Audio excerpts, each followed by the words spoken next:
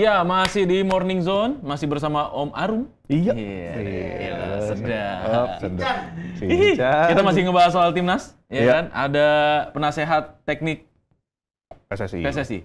yang baru, Baru. Jordi Cruyff. Jordi Cruyff. Iya. Dan kita penasaran sebenarnya fungsi dan tugas tupoksinya. Ya, fungsinya, itu iya. adalah sebagai apa? Betul. Iya kan?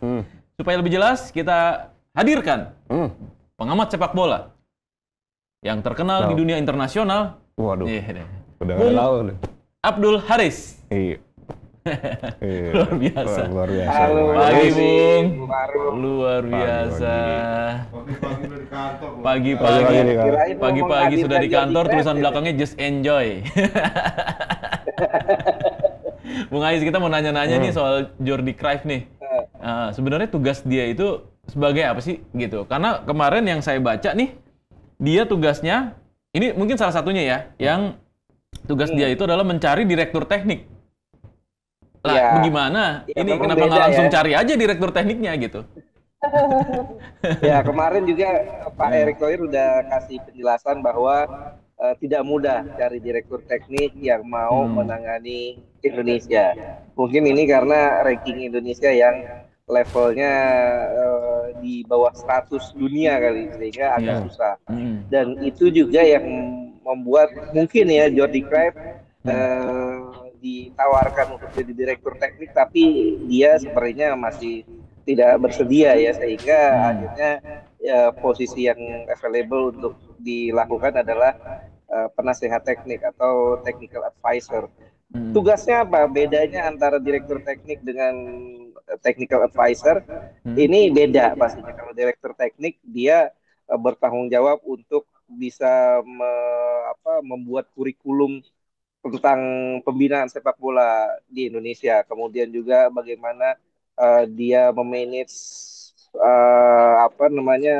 coaching klinik mungkin, atau bagaimana caranya untuk bisa mengembangkan sepak bola di Indonesia. Itu direktur teknik, termasuk bagaimana skema ataupun gaya main yang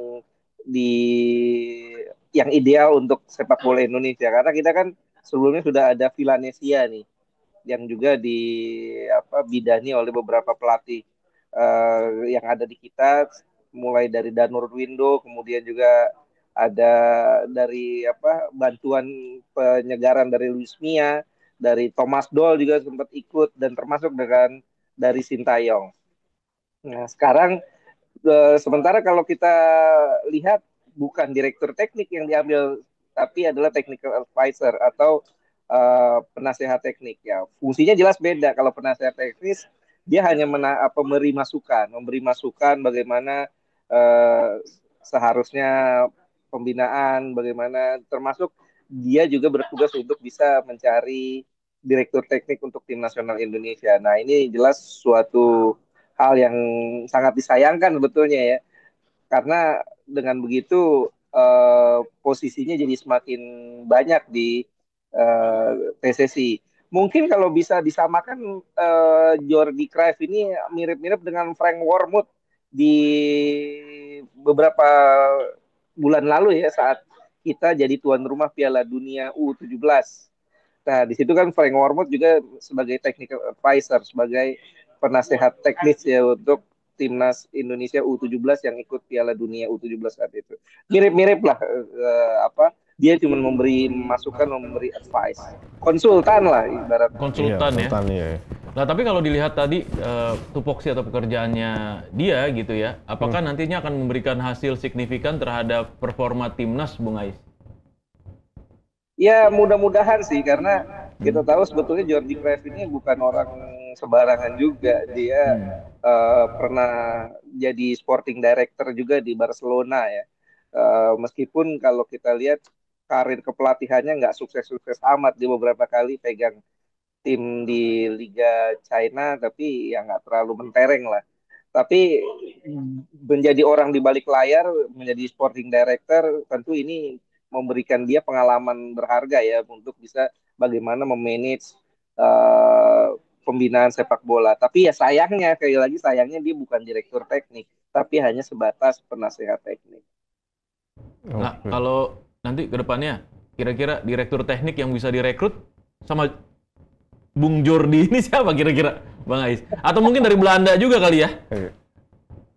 Ya kan yang sempat mencuat ada Simon Tahamata ya. Ya, betul. Salah satu orang turunan Maluku yang juga salah satu legendnya Ajax Amsterdam, juga pernah main di timnas, tapi kabarnya Simon ini tidak bersedia ya. Kemudian juga sempat mencuat nama Louis van Gaal, tapi di usia Louis van Gaal yang sudah bisa dikatakan sangat senior, sepertinya akan sulit untuk bisa memaksa Louis van Gaal untuk tinggal di Indonesia. Ya mungkin kalaupun direktur yang akan datang ini mungkin namanya ya tidak terlalu nama besar seperti yang kita harapkan. Oke. Berarti kalau gitu, kalau misalnya nih, kan Jordi Cruyff ini kan mantan pemain nih, Bung Ais. Nah, kira-kira direktur teknisnya dari mantan pemain nggak? Kayak misalnya Edwin van der Sar kan ini, dia lagi nganggur, terus Mark Overmars gitu-gitu kan, angkatannya dia. Kira-kira dari situ mungkin gak? Aja, mungkin aja. Cuman kan pertanyaannya, mau nggak mereka tuh? Iya sih, benar. Mau nggak mereka tuh? Karena kita ini bukan Belanda, kita ini bukan Italia yang rankingnya tinggi. Tentu kalau mereka menerima pinangan itu kan ini juga mempertaruhkan nama besar mereka gitu. Sehingga kalau mereka gagal di Indonesia ataupun performa Indonesia tidak bagus kan, ini akan mencoreng nama mereka juga. Ini tentu yang akan jadi pertimbangan-pertimbangan. Tapi selain itu juga kita perlu lihat juga PSSI punya dana apa enggak untuk merekrut nama-nama besar itu. Ini kan yang jadi pertanyaan, termasuk PSSI merekrut Patrick Kluivert kan salah satunya orang bandingkan dengan nama-nama seperti Van Bronckhorst atau yang lain-lain. Kenapa nggak Van Bronckhorst? Ya beda dong harganya Van Bronckhorst sama Patrick Kluivert. Iya. Harganya lebih mahal mungkin ya. Harganya lebih mahal. Iya benar. Nah tapi, ini menarik sih soal timnas ya. Terus kemarin juga hadir tiga pemain baru naturalisasi, Bung Ais. Nah ini kalau menurut Bung Ais sendiri, kekuatannya, kedalaman timnya nih udah oke atau belum nih? Atau masih kurang kira-kira? Nah, kita Arung mau masuk betul nih. Ya, kita udah banyak. Ada 3 nama baru ya, termasuk Miguel Audero, kemudian Dan James dan Joe Pelupesi ya. Ini kalau saya lihat Pelupesi ini sebagai pengganti karena Jero Redowald ini tidak bisa kita rekrut dalam waktu cepat, bahkan bisa terancam gagal ya, karena dia sudah tampil bersama timnas Belanda di usia dia yang waktu itu masih 18 tahun.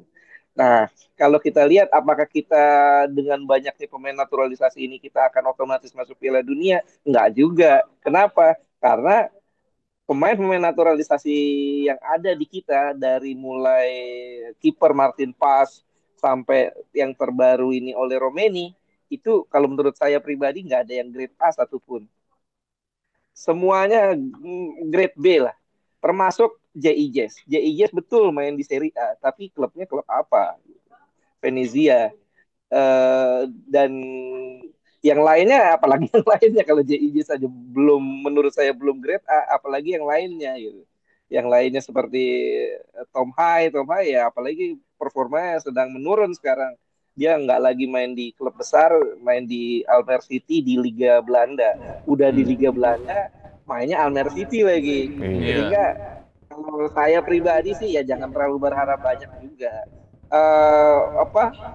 Mimpi untuk bisa lolos, it's okay. Tapi untuk bisa berharap mereka bisa langsung mengalahkan Jepang, bisa langsung mengalahkan Australia, nanti dulu gitu. Karena pemain-pemain kita selain bukan grade A ini kan kalau di timnas beda dengan di klub ya. Kalau di klub bisa tiap hari tuh latihan. Nah timnas ini mereka yang untuk lawan Australia dan lawan Bahrain nanti kan paling latihannya cuma 3 hari. Iya, 3 hari. Kita main tanggal 20. Paling pemain baru bisa berkumpul antara tanggal 16 sampai 17. Sehingga punya waktu praktis 3 hari sebelum pertandingan. Sehingga pemain-pemain yang baru masuk ini adaptasi lagi. Kemudian harus terutama pelatih baru lagi. Artinya gini loh. kalau kita lihat klub aja yang pramusimnya itu berbulan-bulan, ini saya ambil contoh klubnya Arung lah. Klubnya dia juga. Wah, gawat nih. Gawat. Tendensius nih. Arung lah. Iya. Sebut namanya. Ya, nggak boleh sebut namanya.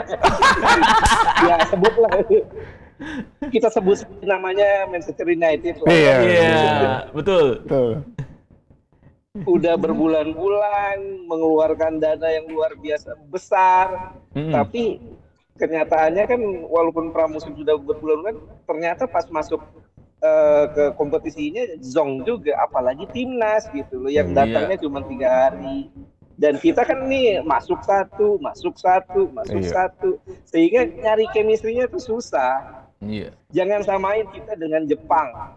Jepang itu pemain yang ada sekarang itu ya udah main dari mereka kelompok umur bareng-bareng, dan juga mereka adalah grade A rata-rata. Mainnya di Liverpool, mainnya di klub-klub gede. Ya. Berat juga ya berarti ini ya. Itu kita jadi kayak gimana gitu ya. Jadi kayak aduh enggak. Padahal tadi kita mesti optimistis lah bahwa dengan tambahan pemain-pemain baru ini akan lebih memperkuat timnas. Tapi kita juga harus percaya proses. Jangan dengan banyaknya ini kita sudah langsung petang-peteng bahwa ini tim yang harus targetnya segini, ya enggak juga. Iya. Tapi untuk bisa lolos ke Piala Dunia masih sangat mungkin. Masih ada 4 pertandingan, bahkan bukan hanya lolos lewat putaran keempat, untuk lolos langsung sangat mungkin. Syaratnya kita paling nggak bisa dapat poin lawan Australia, 1 poin aja. Dan kita menang lawan Bahrain dan lawan China di kandang. Kalau lawan Jepang udahlah, nggak usah dihitung lah. Kalau seri alhamdulillah, kalau kalah ya jangan banyak-banyak gitu. Iya. Sambil berharap tim-tim lain seperti Australia, kemudian juga Bahrain, Arab Saudi, China ini tidak maksimal di 4 pertandingan itu. Kalau begitu jalan ceritanya, skenarionya untuk bisa lolos langsung masih sangat mungkin. Ya, harus optimis berarti Bung Ais ya. Karena kalau misalnya pun ini menang, tanggal 20 ini menjadi kado selain THR. Waduh. Iya benar juga udah cair ya THR hari itu ya. Waduh. Harapannya gitu.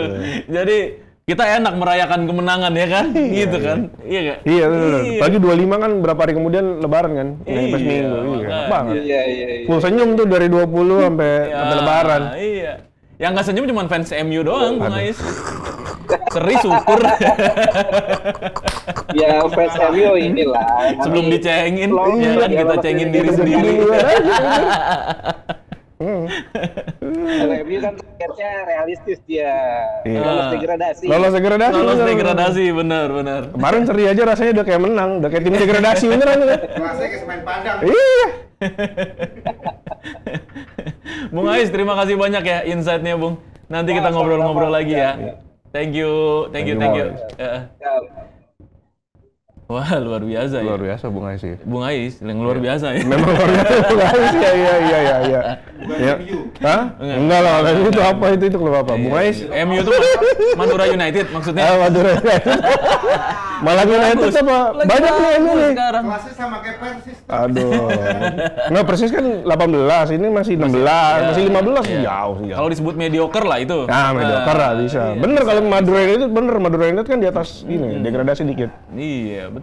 Benar. Ya, luar biasa Bung Ais deh. Luar biasa Bung Ais ya. Iya. Insight terhadap MU ya, bukan terhadap timnas.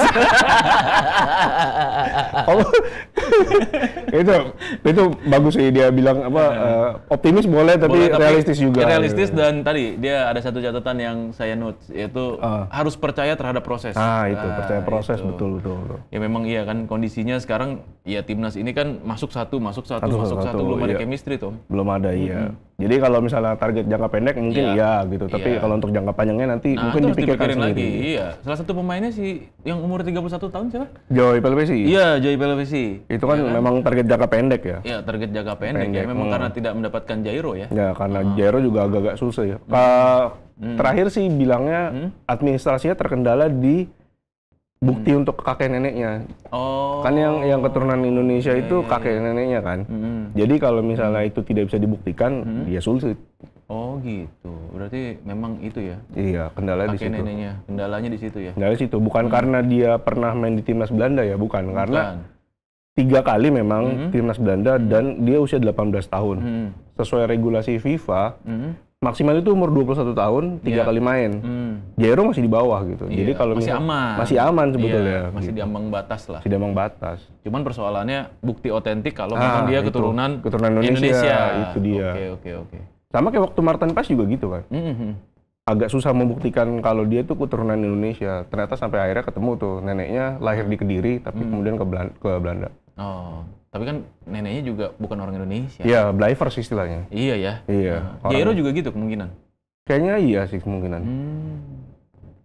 Iya, Oke. iya. Ya bisa jadi ya. Iya, bisa Mudah-mudahan jadi. sih kalau mudah-mudahan nih ya dalam waktu dekat ini tiba-tiba ada secercah harapan. Iya, bisa. Jairo bisa masuk. Itu grade apa grade B tuh Jairo? Jairo kayaknya kalau dari ininya Bung Ais ya, grade B sih. Grade B ya. Iya, waktu mainnya kan dulu di Ajax terus ke Iya. Crystal Palace. Crystal Palace ya Iya sih. bukan klub papan atas di klub Liga papan Inggris gitu. Dan sekarang pun dia di Royal Antwerp. Sombong banget. Tapi MU kan kan. Crystal Palace di atas sekarang di atas MU. Iya makanya. Itu dia. Iya, jadi kalau misalnya mau naturalisasi pemain dari MU, itu di pemain papan bawah sekarang. Jadi pemain-pemain MU Iya. ya kan termasuk kipernya. termasuk kiper ya. Nah, itu kalau grade B itu ya. Grade B tuh. Grade B. Bung Nana itu berarti grade B ya. Bung Nana kata kan ini abangnya pernah main di Persikat Depok kan. Siapa namanya? Iya. Siapa gitu namanya Onana, pokoknya Onana juga. Nana juga ya? Iya. Ya kan dia pernah bilang dulu latihan dibeliin sarung tangan sama abangnya yang main di Persikat Depok. Berarti jangan-jangan dia Apa? keturunan Depok. Iya. Udah kan bisa. Benar. Iya, benar. Dia masuk Belanda Depok dia. Iya, Belanda Depok. Udah nggak bisa Onana, udah main berapa banyak di Kamerun ya nggak Iya bisa. sih, nggak bisa ya. Nggak bisa. Abangnya mungkin bisa, cuma udah pensiun. Iya, udah pensi. Jangan-jangan orang Citayam deh. Iya, jangan-jangan cita ya. Iya, benar. Iya, oke Zoners. Ini seru banget obrolannya. Tapi kita harus selesaikan juga nih karena durasi ya. Iya, betul, durasi. Kita ketemu lagi minggu depan di jam yang sama, jam 8 sampai jam 9 pagi. Assalamualaikum.